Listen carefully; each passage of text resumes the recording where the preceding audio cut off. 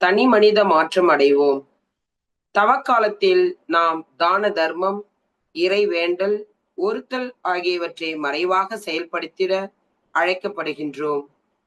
இம்மூன்று அறச்செயல்களும் தனி மனித இதயங்களிலும் வாழ்விலும் அழகை சேர்க்கின்றன. குடும்பங்களில் அமைதியை ஏற்படுத்துகின்றன. சமூகத்தில் வளமையையும் அமைதியையும் உருவாக்கக்கூடிய கருவிகளாக இருக்கின்றன. இயேசுவின் பார்வையில் இவ்வாறு அமையும் இம்மூன்று அறச்செயல்களும் நமது வாழ்வில் நிலைத்து நிற்க இறைவன் விரும்புகின்றார்.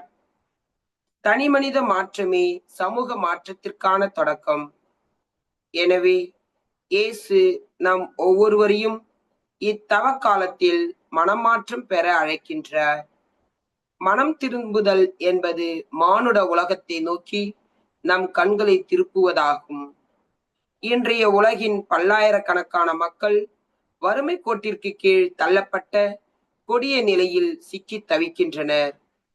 இந்நிலையில்தான் அன்பு, நீதி, பகிர்வு, சமத்துவம் போன்ற விழுமியங்கள் நிறைந்த புதிய மானுடம் படைக்க இறைவன் நம்மை அழைக்கிறார். இது இறைவனோடு நமது உறவை பலப்படுத்திக் கொள்வதற்காகவே. நாம் விழிப்போடு இருந்து எங்கே எப்படி இறைவன் உறவு பாலம் அமைக்கிறார் என்பதை உணர்ந்து கொள்ள தவக்காலம் அழைக்கின்றது. தவ முயற்சிகளை ஏற்போம். தான தர்மங்களை பகட்டாக அல்ல, மறைவாக உதவி செய்து பலம் சேர்ப்போம்.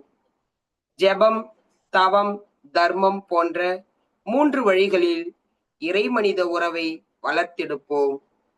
இதயத்தில் நேர்மை இருந்தால் தனிமனித வாழ்வில் அழகு மிளிரும். தனிமனித அழகு மிளிர்ந்தால் குடும்பத்தில் அமைதி நிலவும்.